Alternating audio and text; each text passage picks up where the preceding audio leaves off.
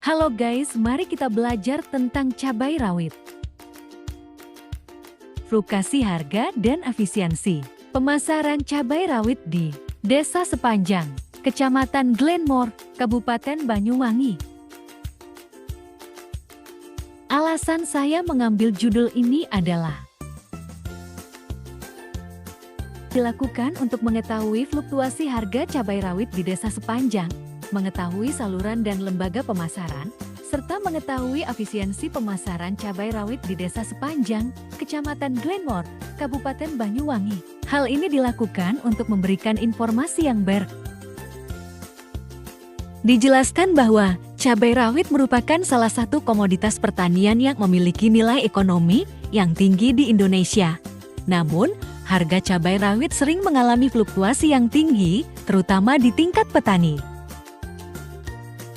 Terkait pemasaran cabai rawit di Desa Sepanjang, penelitian ini mengidentifikasi 3 saluran pemasaran, yaitu penjualan langsung ke konsumen, penjualan ke pengepul, dan penjualan ke pedagang besar. Kajian ini juga menghitung margin pemasaran dan menemukan bahwa margin tertinggi diperoleh pedagang grosir, disusul pengepul, dan petani. Efisiensi pemasaran cabai rawit di Desa Sepanjang sebesar 0,44 menunjukkan bahwa masih ada ruang untuk perbaikan dalam sistem pemasaran. Saluran pemasaran merupakan organisasi-organisasi yang di dalamnya saling berhubungan yang mencakup kegiatan atau proses pembuatan produk atau jasa, sehingga dapat dikonsumsi atau digunakan.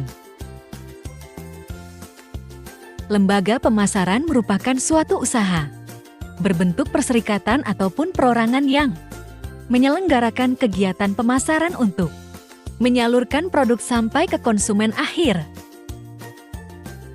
Berdasarkan hasil pengamatan di lapang terdapat beberapa lembaga pemasaran yang terlibat dalam pemasaran cabai rawit di Desa Sepanjang. Adapun lembaga-lembaga pemasaran yang terlibat dalam pemasaran cabai rawit di Desa Sepanjang antara lain, petani sebagai produsen cabai rawit, pedagang pengumpul, pedagang besar, pedagang pengecer, dan konsumen. Dari hasil penelitian menunjukkan bahwa harga cabai rawit di Desa Sepanjang mengalami fluktuasi setiap bulannya, dengan harga terendah terjadi pada bulan September tahun 2021 dan harga tertinggi terjadi pada bulan Juli tahun 2022. Tingginya harga cabai rawit disebabkan oleh faktor iklim pancaroba yang menyebabkan penurunan produksi cabai rawit. Penelitian ini mengidentifikasi 3 saluran pemasaran cabai rawit di Desa Sepanjang, yaitu penjualan langsung ke konsumen, penjualan ke pengepul, dan penjualan ke pedagang besar. Kajian ini juga menghitung margin pemasaran dan menemukan bahwa margin tertinggi diperoleh pedagang grosir, disusul pengepul, dan petani. Efisiensi pemasaran cabai rawit di Desa Sepanjang sebesar 0,44 menunjukkan bahwa masih ada ruang untuk perbaikan dalam sistem pemasaran.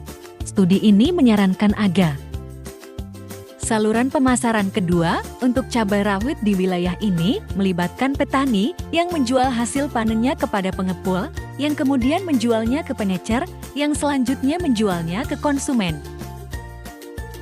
Saluran ini kurang efisien dibandingkan saluran pertama yang melibatkan petani yang menjual langsung ke pengecer karena melibatkan lebih banyak perantara dan menghasilkan margin pemasaran yang lebih tinggi. Studi ini menyarankan agar petani mencari cara untuk mengurangi jumlah perantara dalam rantai pemasaran untuk meningkatkan keuntungan mereka.